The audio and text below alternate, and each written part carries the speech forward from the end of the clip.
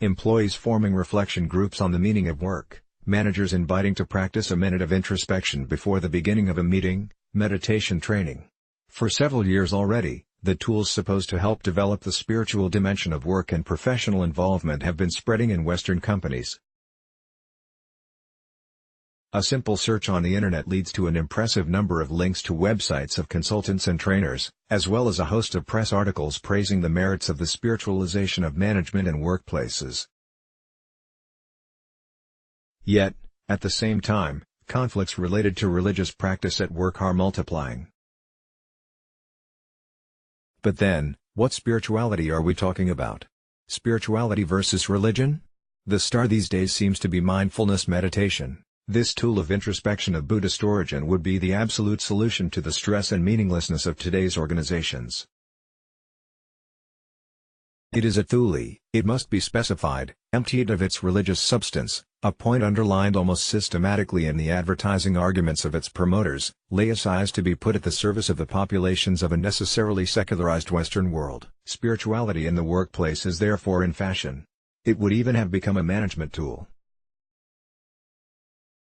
Yet, at the same time, religion in Europe and North America continues to see practitioners and their employers coming before the courts. The balance between the religious freedom of employees and the power to coerce of employers seems to be difficult to find on a subject as sensitive as the expression of religiosity at work. On the one hand, spirituality is invited to enter offices and workshops. On the other hand, religiosity, if it is not completely taboo, often poses problems.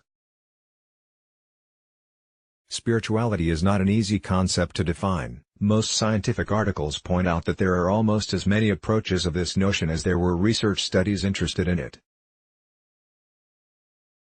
However, we can identify 4 elements common to all the many definitions proposed in the scientific literature on this subject: the search for the meaning of life and human activity, the relationship to transcendence, the relationship to others, and the quest for happiness. Spirituality to respond to changes in work? In the context of professional activity, spirituality would correspond for each person to the contribution of work experience in the construction of the meaning of life. How can this renewed interest in the spiritual dimension of work be explained? 3 reasons are given. The first would be the loss of credibility of companies' discourse on their projects and their values. This phenomenon is well illustrated by the reactions to the recent Facebook Cambridge Analytica scandal. Companies previously identified by their trade would have become project receptacles whose primary purpose would no longer be to produce goods and services, but to implement business flows to generate value creation. Moreover, the discourse of companies on their values and their commitment to social and societal responsibility would have been damaged by the succession of scandals such as Enron, Parmalat, or, more recently, Volkswagen. In this context, people would be pushed to seek by themselves the meaning of their professional activity, in particular by investing their spirituality in the realization of their work. The second reason would be linked to the transformation of the ways in which people are involved and work is carried out. The activity has evolved towards a functioning centered on teams, situations, and reaction to events. Working no longer means simply getting involved in well-defined processes as a body or brain, but often necessitates being creative and reactive, mobilizing emotions, imagination, sociability, responsiveness, etc. Work leads individuals to become involved as a whole person in constantly evolving situations that involve constant interactions with colleagues, customers, suppliers, etc. As spirituality is part of the person, it finds there an entrance door into the workplace. At the same time, it would be a way for employees to cope with increasingly stressful and uncertain work and employment situations. The third reason is the space that work has taken in people's lives. The places in which individuals could traditionally seek and find meaning in their lives have changed. The family has evolved from the extended model to the nuclear model. Religious practices have become more personal and less communal. Urbanization has distended neighborhood relations. Many people now spend more time in the company with their colleagues than at home with their families. The actual daily working time of employees in Western countries is just over 8 hours, while 75% of people see their children for only 2 hours a day and 1/4 for no more than 1 hour. the workplace would gradually have become the main place of socialization and action, and work would have become the preferred means of seeking meaning in life and contributing to the functioning of the world.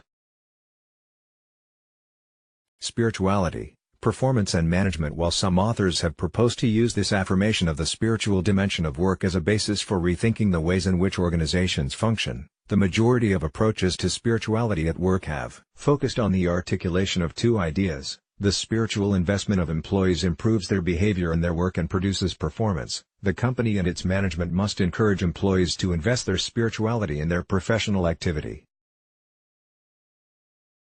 According to the most widespread discourse, it is through work that each employee must seek the meaning of his existence and must try to participate, with his colleagues, in projects that transcend his action and situation.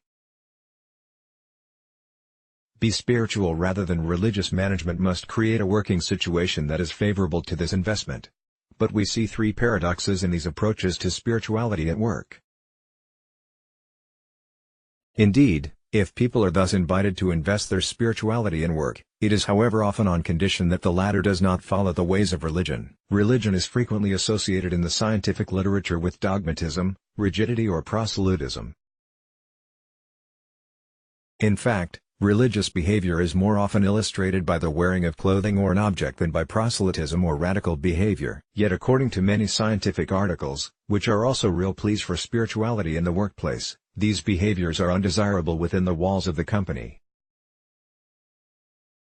The individual would thus be invited to invest himself as a whole person and to mobilize his spirituality, unless the latter is religious. The case of this one company from Paris visited during one of my researches clearly shows this posture. It provides its employees with a meditation room, but prohibits the practice of prayer. Moreover, its manager recognizes without problem that he systematically tries to discourage any expression of the religiosity of his employees. The employee, responsible for everything starting from the observation that contemporary organizations would be marked both by a loss of sense of work and of the projects to which it contributes, it would be up to people to cure these ills by getting even more involved, and more personally, in their work. To fill the lack of meaning of the activities would thus no longer be the responsibility of the company, but that of the employee. Yet, even if it is legitimate and necessary, profit does not summarize the liberal enterprise's project. The latter is above all to carry out an activity that contributes to the progress of the world by involving employees. The spiritual dimension of work is linked to the individual's quest for the meaning of his existence, but it can only be achieved if the company integrates the involvement of its employees in the realization of a project. It is then his responsibility to give this project a meaning and purpose connected to the common good. Formatting and individualism. Finally, mobilizing the spirituality of individuals may produce more normalization than personalization of behaviors. The injunction to spiritual investment in work outlines a new standard of involvement, both more personal and binding. The person is called to invest his spirituality in his professional activity, but not his religiosity. The tools, meditation, reflection groups on meaning, etc., and managerial practices that encourage it define the time and form of this investment.